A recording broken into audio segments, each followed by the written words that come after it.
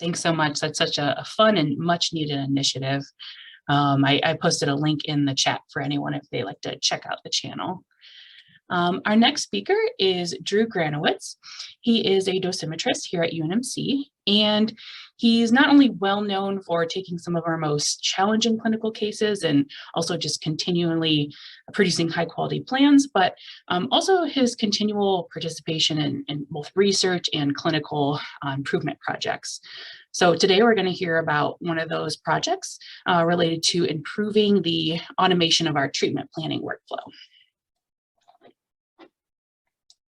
Thank you, Abby. As Abby said, my name is Drew Granatowicz, and I'm one of the dosimetrists here at Nebraska Medicine. And today, I'm going to be talking a little bit about a project I've been working on that involves a new way to keep track of patients moving through the rad-onc department, or more specifically, moving through the treatment planning process. As a department, we put a lot of effort over the years into figuring out what the best way to track patients is, staff workloads and various other metrics to make sure we're working efficiently and safely. And this has usually involved a lot of manual labor, but with this new system, we've started to introduce a lot of automation, and I'm going to show you how we've started to do that.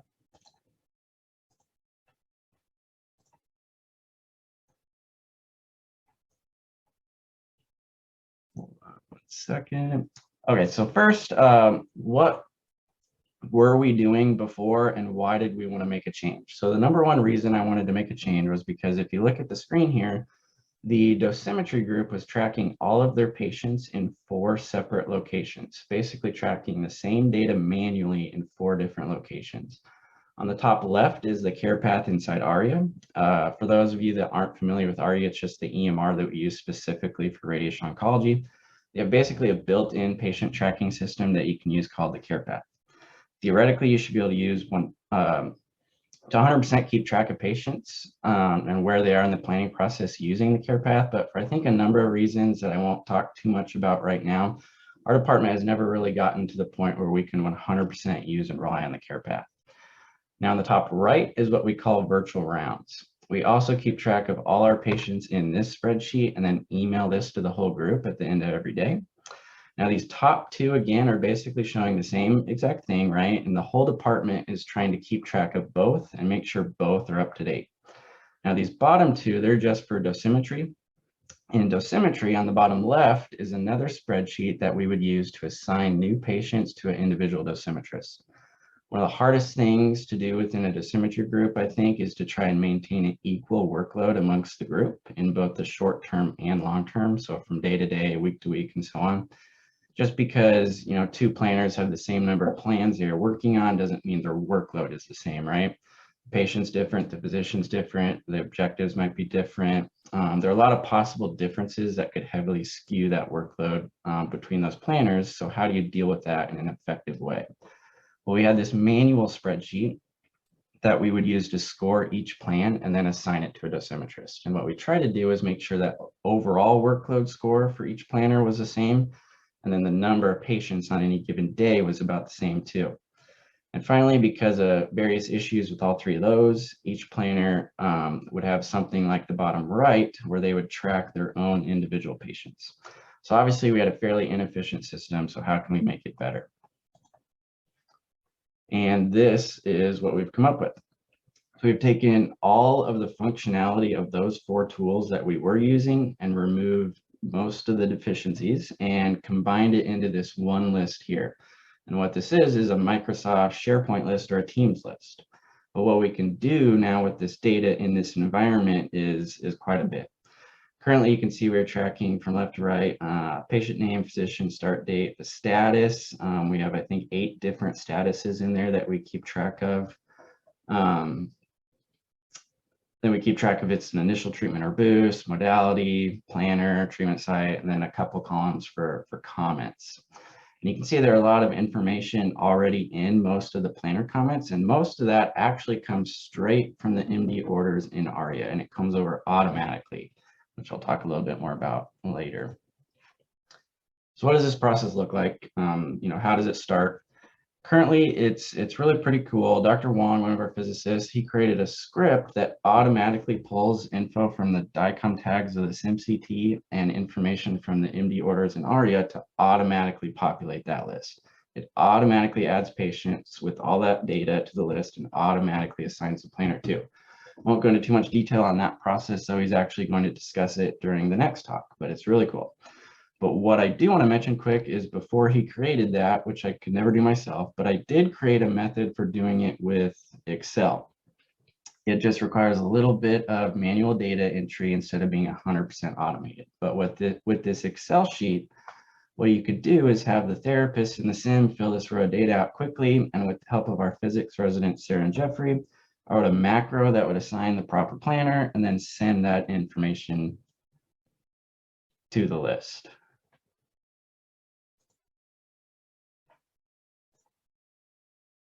It works pretty well, and if anyone is interested in seeing it or playing with this, I can explain a little bit more about what it can do and email you a copy of the file so you can play around with it. But anyways, like I said, we don't need to even do this anymore. There's a script running automatically in the background that automatically imports patients and data into our list. So again, at the top is an example of what the patient looks like right after the sim, right after it gets added to the list. And it's just all automated. And then down below, just a quick example of what the list looks like after, some edits have been made. Of course, things can change, right? So all these columns are editable.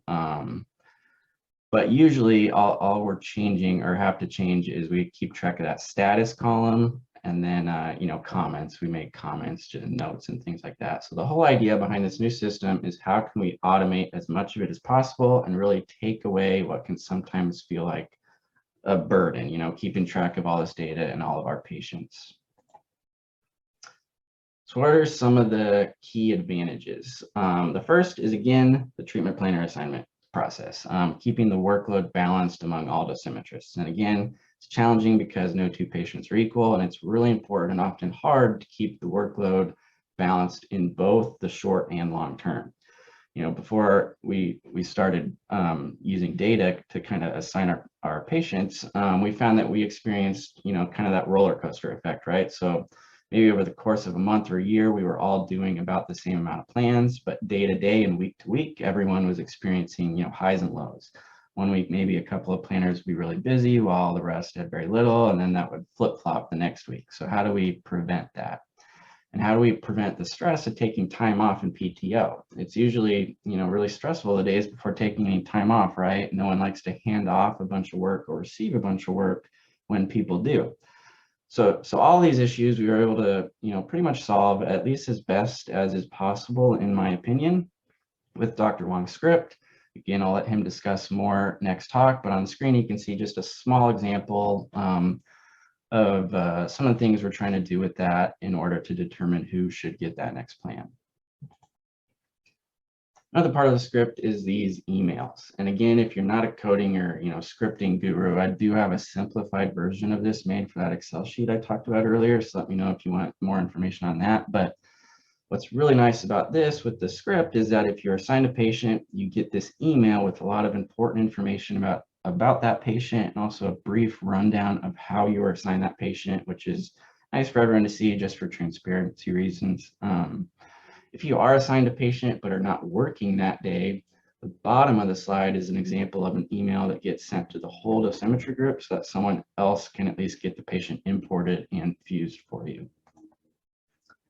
Another big advantage of using a SharePoint or team list and getting this data and information into the Microsoft environment is that Microsoft obviously has a lot of tools out there.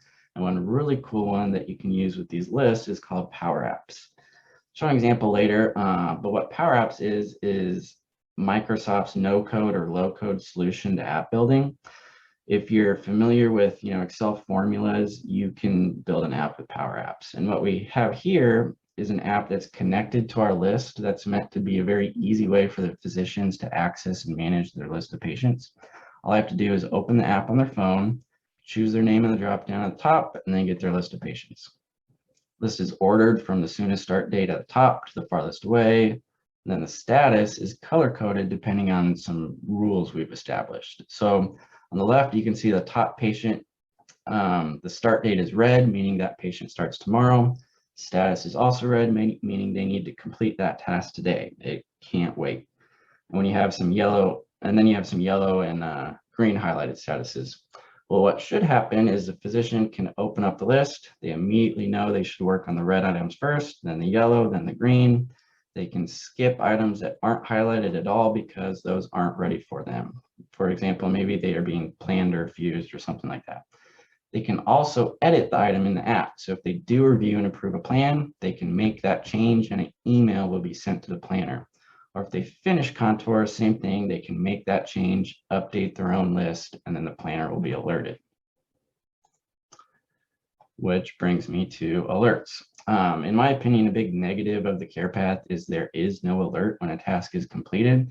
You just have to constantly monitor your task list for changes. But with this, every time someone changes one of your patients, you get an email about it. It tells you who made the change and what they changed. So for example, you can easily see at the top that Dr. Inc. approved this plan. At the bottom, you can see that Dr. Wall did his contours and the patient is ready to plan. You can put a comment in with the prescription. So the system also acts as a good communication tool. It also catches accidental changes. Maybe a planner accidentally makes a change to the wrong patient. Well, that planner will get an email and be able to fix it. Or even worse, if something accidentally gets deleted from the list, someone will be notified and be able to restore that list item or that patient. Another big advantage, when we finish a patient, we don't remove or delete that patient from the list. What we do is change the status to printed or canceled if the patient is canceled. And that patient is automatically removed from this primary list and moved to this secondary list of completed patients. This list is not editable, so we don't accidentally make changes or delete anything, but it's very sortable and very searchable. So if you want to see an example of the last CSI patient we treated, for instance, you can easily look it up here, or a list of Dr. Lynn's SBRT pancreas plans. You can easily sort for that list here. It can be really hard to do something similar to that in ARIA, and here, it's very, very simple. Another thing that we've been doing is, since the whole thing is searchable, you can kind of use the comment section as a tagging system. So you can see on the last patient here, the planner wrote 3D/IMRT comparison in there. So later on, maybe if she's teaching or something like that, she can always find this patient with that 3D IMRT comparison in it. And finally, on to data tracking.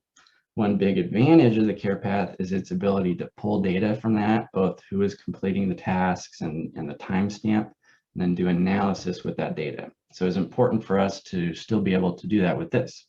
And what happens is every time a change happens in the list, that change is recorded with the timestamp in an Excel sheet. And then, of course, with all this data in Excel, most departments have, several Excel experts in them, right? And you can come up with some really clever and cool ways to look at the data. Here, I just have a couple simple examples. Both are looking at the time it takes to import the patient, the time it takes to contour, and the amount of planning time that was given, meaning after the contours are done, does the planner have 8 hours to plan, 24 hours, etc. Then the time it takes to plan, time to review the plan, and finally get that plan printed. On the right is comparing a single physician's patients to the group average. And again, just two pretty simple and obvious things to do with the data, but still useful.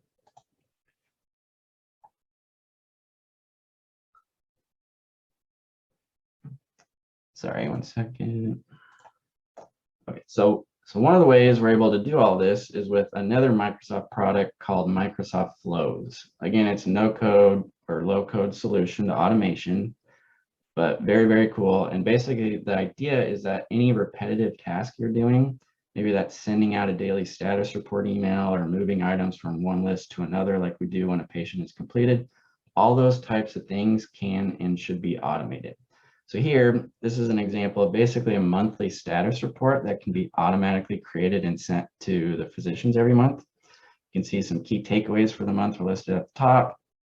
For this example, the physician took 33% longer than the average to complete contours, and so on. So it happens to be kind of a negative looking report, but also have positives in there, of course, too. If they're doing really good in a certain area, that would also be listed. So not all bad, but then at the bottom, they can kind of compare their stats to the average too. It's still a pretty simple example, but the cool thing is that this is set up so it's created and sent out automatically every month. We haven't quite implemented or started using something like this yet, but someday I hope to.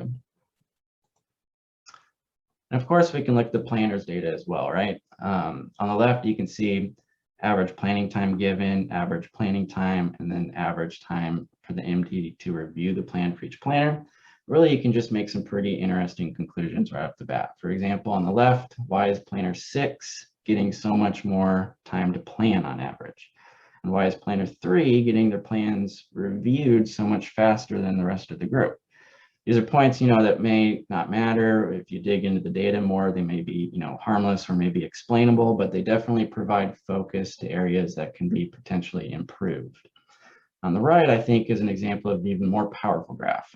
This is looking at the planning time for each planner specifically for breast and chest wall cases. We can look at this for each different treatment site or modality or technique and see if there are any maybe, knowledge gaps or deficiencies that can be addressed. When we look at this graph, planner 6 is planning these really, really fast, compared to the rest of the group. And maybe that planner is doing something that can be taught to the rest of the group or pointed out to make them more efficient at breast and chest wall planning. Or maybe we just need to, look at planner 5 and see how we can improve there. So in summary, we're tracking a lot of data, right? And you can manipulate that data in a lot of different and unique ways, really any way you want to, since it's in Excel. Touched on this a little bit already, but how are we doing all this? Other than the script, and then of course Teams, SharePoint, and Excel, which are tools that most people are familiar with, the rest of this is done with Microsoft Flows, also called Power Automate, and then Power Apps. Here are 2 examples of what a flow looks like when you're building it. You can see most of it is basically plug and play. After watching a quick, tutorial or playing with it just for a couple of days, really, it's not that intimidating and can do a lot of really useful things. We're using flows right now to send alerts, record changes and timestamp data, transfer patients from one list to the next, and then eventually we'll use flows to hopefully send some monthly reports and do some data manipulation for us. And here's Power Apps. Again, mostly a visual drag and drop type of app builder. And if you look on the right there, a lot of the functionality comes from some code, but it's very, very similar to how you would write formulas in Excel. So if you know Excel, you can build an app here in Power Apps. And again, we currently use this as an app for the physicians to use. It's a standalone app on your phone, but you can also add the app as a tab inside Teams. So it's very versatile and very easy to access.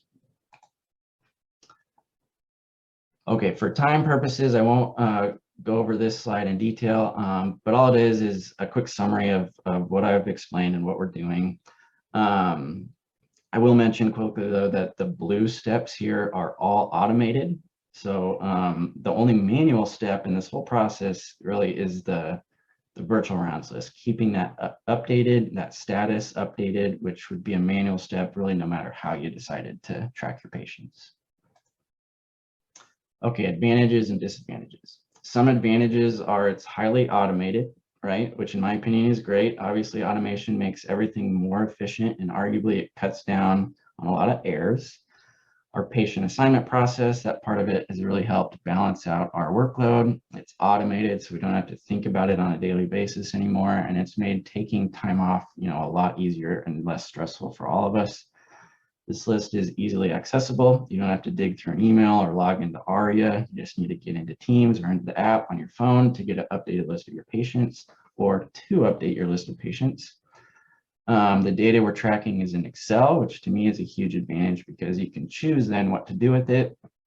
And like I said, most departments have at least one person who's really, really good at Excel. And finally, Power Apps and Power Automate are both very powerful and easy to learn. Okay, a couple disadvantages. So the biggest, I think, is that data and therefore your PHI is outside of your standard EMR environment.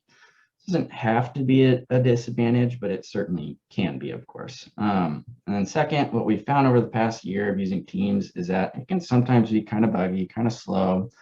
At least a couple occasions, it's just pretty much stopped working for certain users. So those users have temporarily lost access to their list of patients, which is no good.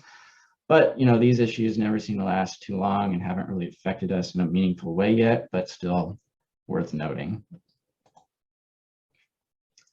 Finally, what's next? Well, I think we'll definitely continue adjusting the formula for how patients are assigned. Ever since we started to use data to assign and distribute patients, it's really cut down on a lot of issues and really has evened out that workload really, really well within dosimetry. But of course, it's not perfect. We'll continue working on that. Next, additional flows. I show the example of a monthly report that can be sent out, but how can we make that report more interesting so people actually look at it? How can we make it more useful? What additional flows can we make to help the department out as a whole? And then can we, through some sort of additional scripting, can we integrate even more with ARIA and Eclipse? And then finally, the last one, this is an important one. Teams or SharePoint, they really aren't meant to be a large, long-term data management tool, right? And all the data we are getting daily from these changes to the list, that Excel sheet is getting very large. And that list of completed patients too, that's growing very quickly. So we do need to figure out how we want to, deal with this more in the long term in terms of data management and storage. That's all I have for you today. If you have any questions, want more information, or want any of those spreadsheets I made, especially some of those more manual ones we used to use in the past, please reach out and let me know. Thank you.